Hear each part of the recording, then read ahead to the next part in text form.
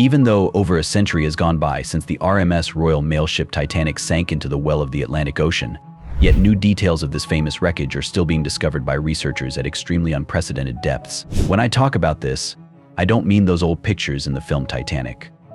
I am referring to the pictures of what actually transpired on 14th April 1912, when a passenger ship named Titanic containing more than 1,000 people hit an iceberg and went down. One of the most imposing ocean liners in history was the Titanic, which measured 882.5 feet long and weighed 46,329 tons when it set sail on its first journey on April 10, 1912. It was considered an engineering marvel and was advertised by the White Star Line Company as being unsinkable. 3 months after the construction of the Olympic had begun, the keel of the Titanic was laid on the 31st day of March in the year 1909. Both of them were laid down in a specially prepared gantry because they were too big to be accommodated in any other way. The sister ships were predominantly the work of Thomas Andrews, an employee at Harland and Wolff's. The first-class accommodation was made to be most comfortable and luxurious. It had a swimming pool, fine restaurants and cafes, smoking rooms, a gym, a Victorian Turkish bath, and hundreds of luxurious cabins. It was equipped with a radio transmitter powerful enough to make transmissions possible both for passenger marconigrams and for the ship's operational needs as well. Its features also included extravagant decorations, a huge first-class dining saloon, and 4 elevators. The parlor suites, which were the most expensive and luxurious cabins on a ship, with private promenade, had a value of over $4,350 for a single-way transatlantic trip approximated at around $137,000. Even though it offered more modest amenities as compared to its counterparts such as second or first classes, this way was much better than what most people lived like back home, as third-class sections were usually more comfortable and offered a variety of good quality food to those who traveled in them. Its second-class accommodations were comparable to first-class features on other ships, and its third-class offerings, although modest, were still noted for their relative comfort. Titanic safety measures were notable for having an impressive 16 compartments with control room operable doors meant to hold water in case the hull broke. However, the bulkheads did not seal at the top, even though they were considered watertight. Its architects would say that so long as only 4 compartments were flooded, the liner would still be afloat, which led many to believe that the ship could not sink.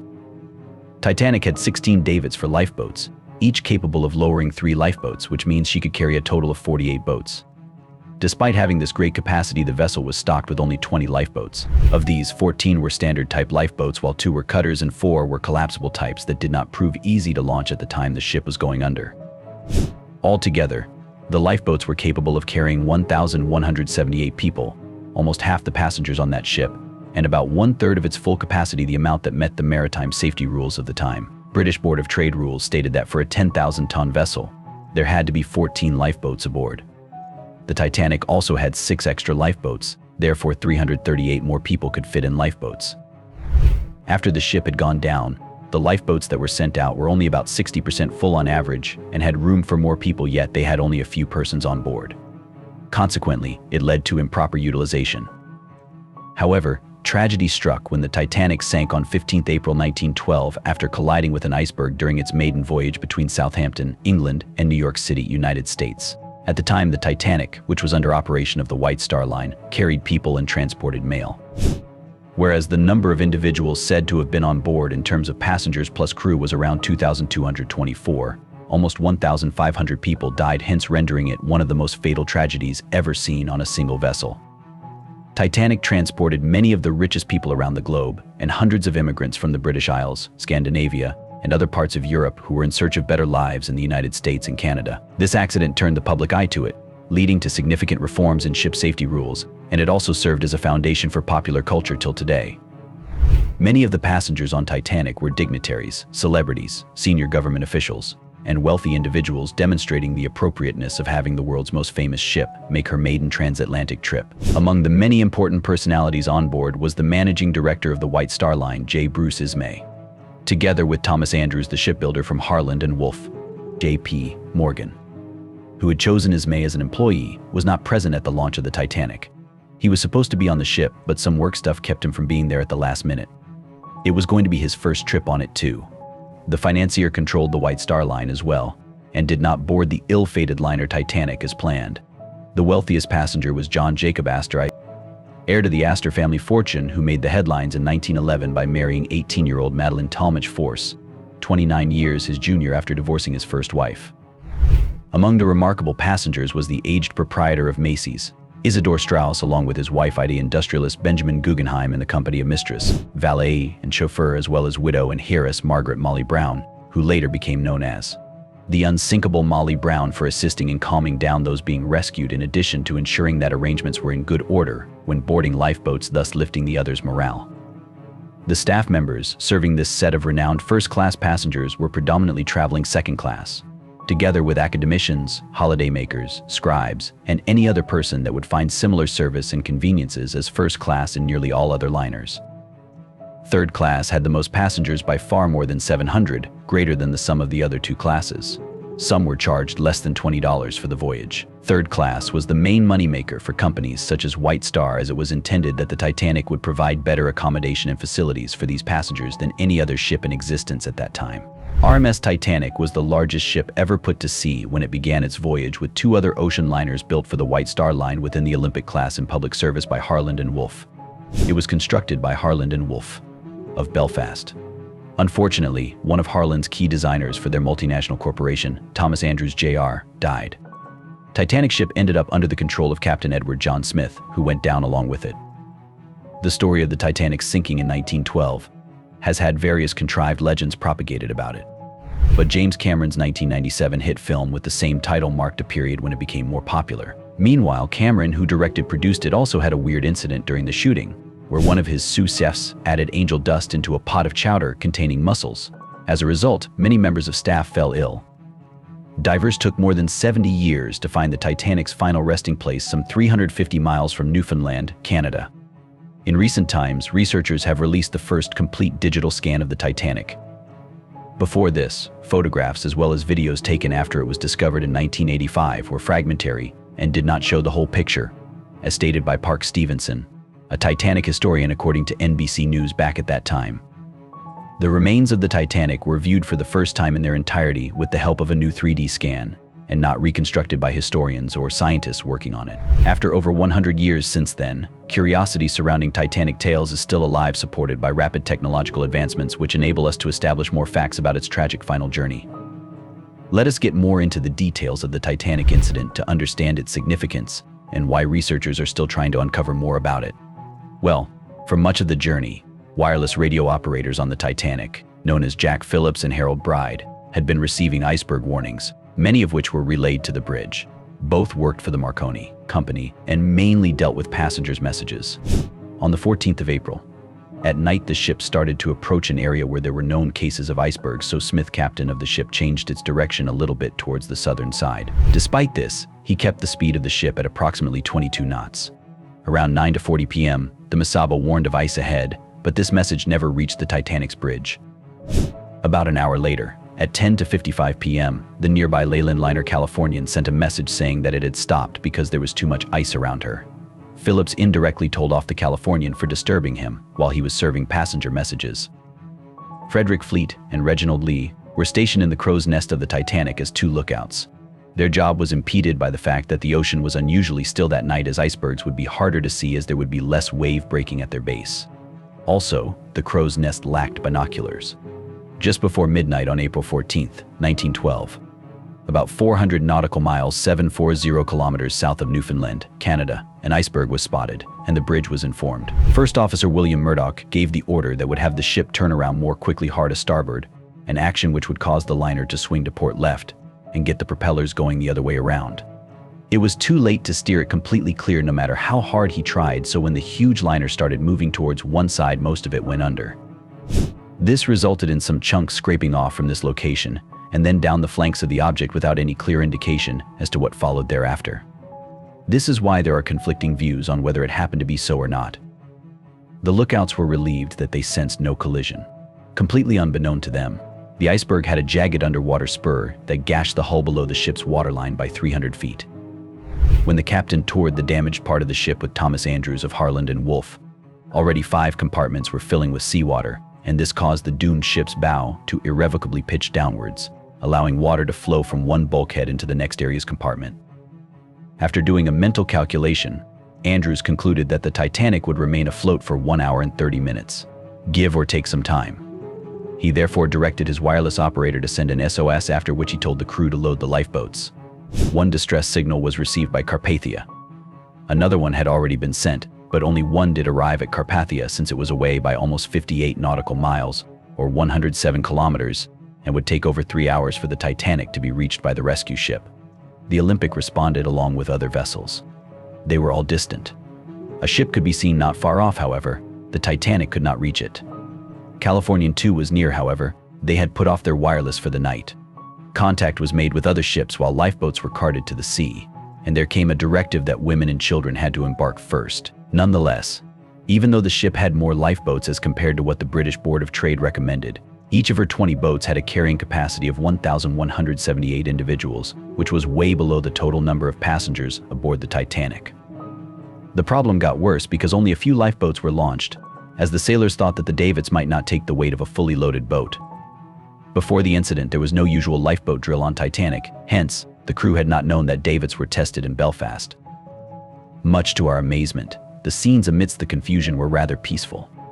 The Titanic's musicians played in the first-class lounge at first before transferring to the deck, while passengers waited to board lifeboats. The duration over which they entertained varied depending on the source, as others allege it went on until just a few moments previous to the sinking of the ship. There were also many guesses about their final song, which could be either Autumn or Nearer My God to Thee. None of the musicians survived. At 1 a.m., amid the rising fear, some men struggled to climb into lifeboat number 14, and 5th Officer Harold Lowe fired his pistol 3 times. Some water had been detected at the base E deck of the grand staircase by now. Sometime later, the tone of Phillips's distress calls changed as he made one of them that seems to suggest that the ship has only a little time before it goes under. With the Titanic's bow continuing to go underwater, the stern raised from it, causing the midsection to be under severe stress. At around 2 a.m., the propellers of the stern were sighted above the water as only 3 collapsible boats were left on the ship. Smith gave a release to the crew saying, "Let everyone save himself." Reports state that he was last sighted at the bridge, but he was never found after that. The ship's Titanic myth became most popular because each notable passenger reacted to the scenario in their own way. Among these individuals was Ismay, who served as a director at White Star. For instance, he was seen helping some boats get loaded and then getting down into one collapsible. During his escape, there were no women around as well as kids, but escaping this incident remained a stain on him considering how many lost their lives while he survived. Thomas Andrews, who was the chief architect of the Titanic, ended up in the first-class smoking room. He was gazing at a ship painting on the wall blankly. Astor placed his wife Madeline on a boat purportedly due to pregnancy. He later wanted to join her in vain. As it sailed away, he managed to kiss her goodbye, despite being given a seat because he was old. Isidor Strauss declined it as he didn't want any preference, and his wife Ida couldn't stand leaving him. The two then went back to their quarters, where they died together. Benjamin Guggenheim came up to the speaking tube and told the second officer, "We are dressed in our best and are prepared to go down like gentlemen." After that, he went back and changed into evening clothes, along with his valet who had followed him there earlier. Molly Brown was among those who assisted in loading the boats and ultimately was pushed into one of the last ones that remained. She pleaded with the men aboard it to return to search for victims, but they declined because they were afraid their vessel would be overcrowded with other folks in a bid to avoid the cold waters of the ocean. However, at about 2 to 18 a.m., the lights went off on Titanic. It then broke into 2 pieces as the bow went underwater. There were later reports speculating that possibly it took another 6 minutes for such a segment, probably moving at around 30 mph to even touch base with the seabed. For a while, it remained there before starting its last dive. The ship sank at 2 to 20 a.m., with the stern vanishing beneath the Atlantic, and at the same time, this caused that part to implode because of having air still trapped inside caused by underwater pressure. Hundreds of passengers and crew went overboard into the freezing ocean. The occupants in the lifeboats were afraid of being overloaded and thus postponed attending to survivors. In the end, more than 1,500 died. As far as the third class is concerned, it lost most of its members, with only a scanty 174 out of approximately 710 surviving, in contrast to the crew that had about 700 of its people dead. Smith neglected to raise an alarm for everybody. As a result, until it was too late, several passengers in the third class remained ignorant of the severity of the crisis. In addition, a significant number of women opted not to abandon their husbands and sons, so getting from the lower parts of the intricate ship to the open deck was just impossible to accomplish within the period when it was still possible to do this. Not only did the Carpathia come first, but it was also the only ship that saved those who had survived the Titanic disaster. Eric Semino, who serves as chairperson of the history department at Molloy College, notes, "Before being saved, over 700 survivors had been hanging about on the open sea with icebergs for hours. These people could see the sunrise before anything else on that fateful day, when help finally reached them aboard Carpathia." The Carpathia was a relatively outdated ocean liner, according to Semino, and several survivors had to be hoisted up in makeshift chairs. At that point, the crew had to decide how to handle the hundreds of new passengers, some of whom were traumatized and looking desperately for news about their families, he says. And there lies at a depth of approximately 12,500 feet, 3,800 meters, 2,100 fathoms, the wreck of the Titanic, situated some 370 nautical miles, 690 kilometers south-southeast off the coast of Newfoundland. Lying about 2,000 feet, 600 meters apart, are two main pieces of it. Many interiors remain preserved in the bow, which is still recognizable despite damage caused by its impact on the bottom of the ocean. In contrast, the stern has been severely hit and is damaged. Hundreds of thousands of items spilled from the ship as she was sinking can be found in the debris field around the wreck. However, over time, other organisms might have already fed on the bodies of these passengers and crew members, which would have been scattered all over the sea bottom if they were not securely attached to anything. Let us transport ourselves back in time to when the first discovery of the Titanic wreck happened. Robert Ballard from Woods Hole Oceanographic Institution and Jean-Louis Michel from the French Research Institute for Exploration of the Sea IFREMER led a joint American-French expedition that discovered the Titanic on September 1, 1985. Roughly 350 nautical miles southwest from the shores of Newfoundland, below the ocean surface, lies an international waters floor for 2.5 statute miles at a depth ranging from 3,500 meters to 4,000 meters, 12,000 to 13,000 feet. Soon after its finding, Dr. Ballard went before the American lawmakers, urging them on legislation designating this sunken ship site a maritime sanctuary. Recorded on the preceding year, a plaque was placed on the RMS Titanic in July of 1986 and asked for its sinking remains not to be disturbed in memory of its dead. In 1987, an American company working with IFREMER went back to salvage artifacts from the artifact field at the wreckage site. So far, the Titanic has been attracting intense interest for some time and has been the destination of many expeditions from tourists, as well as from scientists, among whom the submarine Titan imploded near it in June 2023, killing all of its 5 crew members. Thousands of the Titanic objects were restored and are in a museum. Controversial rescue operations have enabled their recovery. Among ideas that have come up include injecting 180,000 tons of Vaseline into it, filling it with ping pong balls, or entombing it within an iceberg using 500,000 tons of liquid nitrogen that would then float up. It is currently impossible to lift the wreck because it has become very weak over time and is also under an agreement by UNESCO. For that reason, the Titanic has been the focus of attention for many submersibles, both manned and unmanned, dozens of which have taken photographs of the collapsing hull on the seabed. In a set of 5 dives spanning August 2019, the wreckage was captured on camera by members of the Triton Submarines exploration team, making it 14 years since anyone set foot on the Titanic. The trip made ultra-high-definition 4K footage, which can assist scholars to create 3D diagrams of the ship, evaluate its present condition, and predict its future, since Titanic is not eternal. The whole wreckage is estimated to disappear completely in 2030 because of the bacteria eating away its metal. The subsequent pictures display how much the situation is becoming even worse on Titanic. Now, whether or not someone found an old camera at the bottom of the sea with scaring Titanic images remains a mystery. It all began in November 2020 in an advertisement that appeared through the Taboola advertising platform. However, there was a physical camera that took actual pictures after Titanic sank. We shall delve deeper into this later. A website called Floor 8 made it seem like they had taken a screenshot from a 1997 movie and manipulated it into appearing as if it were originally shot in black and white. The commercial was published on Floor 8, so if any interested person clicked, they would be directed to another Floor 8 article with a title different from the advert. What were the final days of Titanic like? The simple name of this is ad arbitrage. Just put up something nice in the ad-like content, usually very deceiving though, and then direct people to slideshows that make them click many times to finish it. The main aim for advertisers is to get more revenue from showing the slideshows as opposed to just placing them. This phenomenon of internet marketing deals with online advertising arbitrage. Here, companies establish ads that mislead customers, but instead make them load many pages until they exhaust their clicks. They do this on purpose because clicks on their site will pay back for the cost incurred in buying the story space. It is believed that at 3,840 meters, 12,600 feet underwater, lies the wreck of the Titanic. The pictures would be inaccessible in case an underwater camera used in the early 20th century was discovered somewhere near the bottom of the sea after around 100 years. In the deep ocean, no old camera with frightening Titanic photographs was discovered. However, it is a fact that a young girl called Bernice Palmer took pictures of the iceberg that hit the Titanic, which led to its sinking. Furthermore, she took pictures of some people who survived after it sank.